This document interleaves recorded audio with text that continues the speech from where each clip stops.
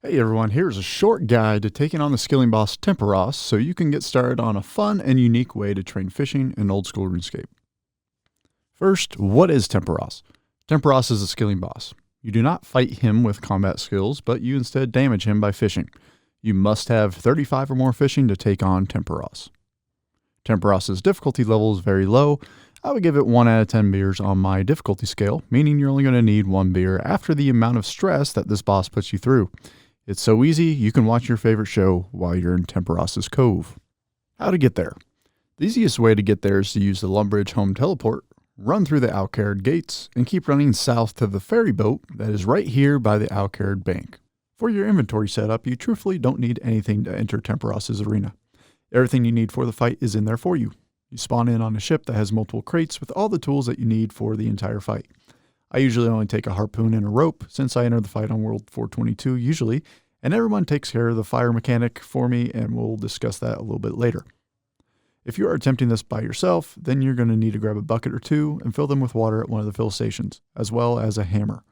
To begin, step off down the chain from the ship that you spawn in on and begin fishing. There are a few different important mechanics to know about during this fight.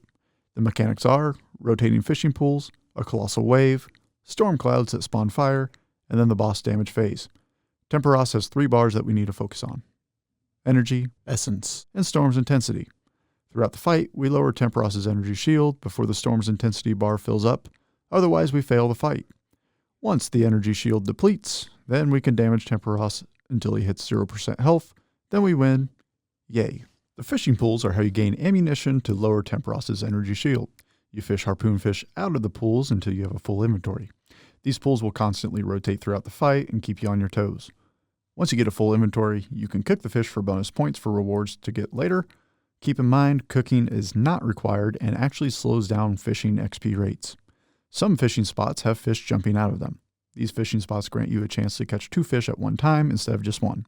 For all you barflies out there, think of this as a 2-for-1 special. Once you have a full inventory, go to one of the ships in the middle of the map and start filling up one of the ammunition crates to fire the harpoon fish at Tempoross to deplete his shield. Tempoross will occasionally fire a torrent at the cannons and stun you as you're filling the ammunition crates, but this attack does not make you lose any of your inventory. While you are fishing, cooking, or firing fish, Tempoross will summon 2 mechanics that will really mess up your day if you're not paying attention. The main mechanic is the colossal wave. This is where the rope comes into play. There will be a warning from our friend by the totem pole, and the screen will start to turn blue and wave animations will play.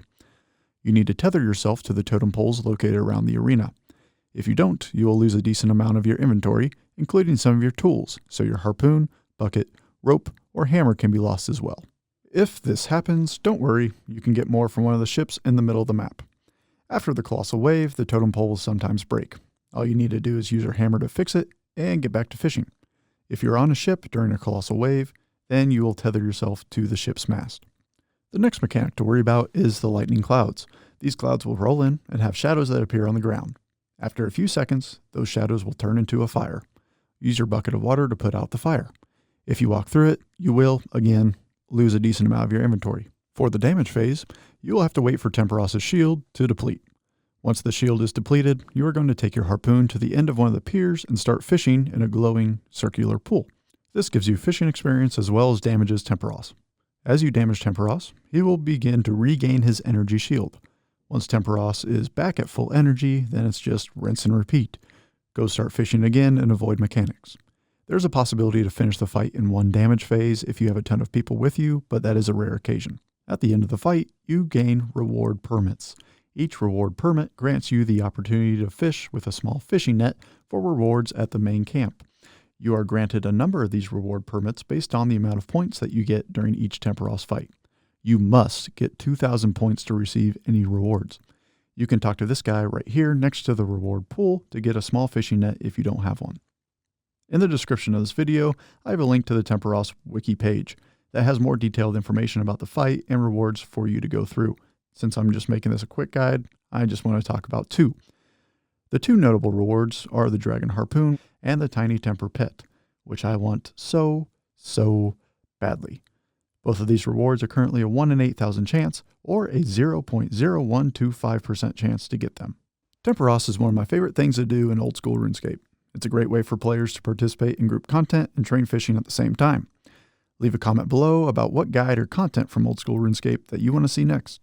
Please like and subscribe for more Old School RuneScape content.